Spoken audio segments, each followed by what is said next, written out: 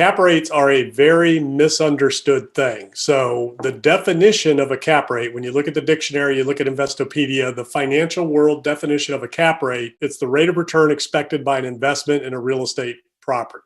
So if you're going in and you're paying cash for a piece of property, a stabilized asset, fully stabilized, and you pay cash for it, the net operating income that you receive in exchange for that purchase represents the cap rate that you pay. So if you divide the net operating income by the purchase price, that gives you a cap rate. Okay. So that's the definition of it. The problem is that it's only good for a stabilized asset. And then, of course, you have to factor all of your costs to close that transaction into the equation. So you got to take the net operating income, the cost of the purchase and all that to get a true net income off of that property for the first year. And then it's ongoing. Now, cap rate is used to value commercial properties, which represents a sentiment. So it's a market sentiment. Yes. So the market feels like these assets are worth X multiple of the income that's generated, which is a cap rate. So there's a lot of different ways to look at a cap rate. And cap rate, in terms of evaluating a potential opportunity or investment, is a pretty meaningless metric to use.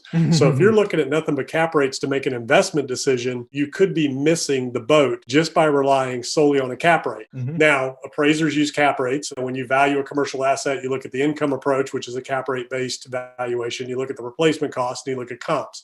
That's how commercial properties are appraised. So cap rates are a tricky thing, but what it is more than anything else is a measure of market sentiment in terms of the value of an asset, the type of a property and the class of a property, and sometimes the risk, because a lot of people think that cap rate can indicate risk and level of risk, and that's not always accurate either. So it's a lot of things, and it's something that you just have to kind of take with a grain of salt and understand that it's a stabilized asset return metric.